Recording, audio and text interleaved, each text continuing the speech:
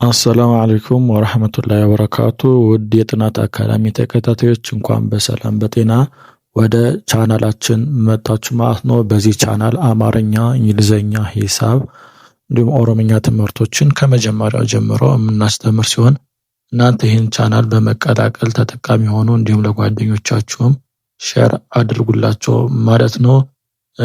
ከዛ በተጨማሪ እንትን ማድረግ የምትፈልጉ የኦንላይን ትምህርት የምትፈልጉ ሆነ በአካል መማር የምትፈልጉ ልጆች ካላችሁ እዚህ ስክሪን ጋር ባስቀምጥኩላችሁ ስልክ ቁጥር ማለት ነው ኢሞ፣ ዋትሳፕ፣ ቴሌግራም ደውላችሁ አናግሪ። የኦንላይን ትምህርትም እንደገና በአካልም ትምህርት የምንሰጥ ይሆናል። ከመሰረታዊ ጀምሮ መማር ትችላላችሁ። ወይ ደግሞ ቴሌግራም ግሩፕ መቀላቀል ቪዲዮ ማግኘት የምትፈልጉም በዚሁ ስልክ ቁጥር ሀይ በሉኝ ማለት ነው።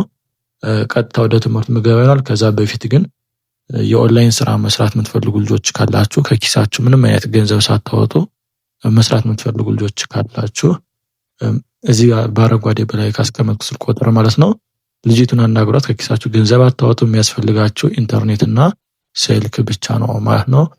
ቀጥታ ወደ ትምህርቱ ምገባ ይሆናል። እናንተ እስከ መጨረሻው ድረስ አብራችሁ ይቆዩ። እሺ፣ እዚህ ጋር እንደምታዩት እንግዲህ ስለ ቀለምና ስለ ቁመት ነው አማርኛ በእንግሊዝኛ ትምህርቱ። እናንተ በጥሞና ተከታተሉ። የመጀመሪያው ስናየው አማርኛውን ቀስ ብለን አንብበው።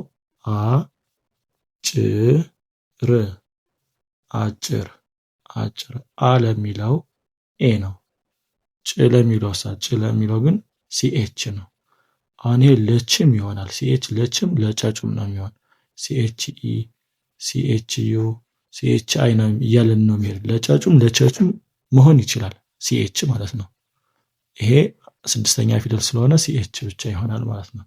አጭ ር ለሚለው ደግሞ አር ናት። ር ለሚለው ደግሞ አር። ስለዚህ አ ለሚለው ኤ፣ ጭ ለሚለው ሲኤች፣ ር ለሚለው አር። አጭር ብለን ስንጽፍ ኤ ሲኤች አር ይሆናል። ኤ ሲኤች አር። እዚህ ጋር ስንመጣ ነ አለ። የነ ነው መጀመሪያ። ጭ አለ። አሁንም ስድስተኛው የጨጩ ስድስተኛ ፊደል ጭ። ነጭ ነጭ።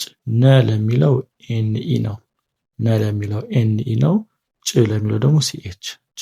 ለጨጩ ሲኤች ነው የምንጠቀም ብያለሁ። ለጨጩም በተመሳሳይ። ስለዚህ ነጭ ብለን ስንጽፍ ነ ኤንኢ፣ ጭ ሲኤች። ኤንኢ ሲኤች ብለን እንጽፋለን ነጭ ብለን ስንጽፍ። እዚህ ጋር ስንመጣ ረጅም ረጅም። ረ ለሚለው አርኢ፣ ጅ ለሚለው ጄ ነው የሚሆነው። ም ለሚለው ኤም። ምክንያቱም ጅ ም የምትለው ፊደል ስድስተኛ ስለሆኑ አናባቢ አያስፈልጋቸውም ማለት ነው። ስለዚህ ረጅም ብለን ስንጽፍ አርኢ ጄ ኤም፣ አርኢ ጄ ኤም ይሆናል ማለት ነው ረጅም። ወደዚህኛው አሁን የቁመት አይነቶችን አይተናል።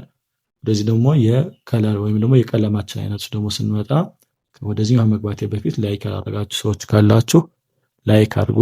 ሰብስክራይብ ያላረጋችሁ ሰዎች ካላችሁ ሰብስክራይብ አድርጉ ማለት ነው። በየቀኑ ለቀው ቪዲዮ እንዲደርሳችሁ። እዚህ ጋር ስንመጣ በሌላ ቀለም ላድርግላችሁ፣ ይቅርታ። እሺ፣ እዚህ ጋር ስንመጣ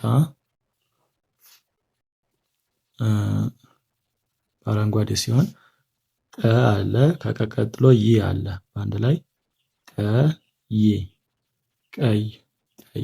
ለቀቁ ኪው ነው የምንጠቀም። ቀ ለሚለው ኪው ኢ፣ ቀ ኪው ኢ። ይ ለሚለው ዋይ። ቀ የመጀመሪያ ፊደል ስለሆነ አናባቢው ኢ ይሆናል ማለት ነው። ስለዚህ ቀይ ብለን ስንጽፍ ምን ይሆናል? ኪው ኢ ዋይ። አንዳንዶች ለቀ ኬን ያረጉታል። ይሄ በልምድ እንጂ ልክ አይደለም። ኬን ያረጉታል በልምድ ነው፣ ግን ልክ አይደለም። ለቀቁ ኪው ነው የሚሆነው። ስለዚህ ቀይ ብለን ስንጽፍ ኪው ኢ ዋይ ይሆናል።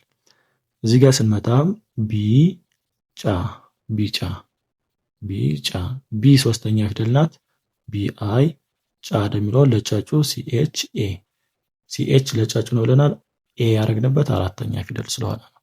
ስለዚህ ቢጫ ብለን ስንጽፍ ቢ አይ ሲኤች ኤ፣ ቢ አይ ሲኤች ኤ ይሆናል ማለት ነው። እዚህ ጋር ስንመጣ ጥቁር ጥቁር። ጥ ስድስተኛ ፊደል ናት። ቲ ቁ ሁለተኛ ፊደል ነው። ይኸው ኬን እንደ ልምድ ነው ያመጣሁላችሁ ከዚህ እንድትለዩ። ከዚህ ጋር ኪው ነበር የተጠቀምነ።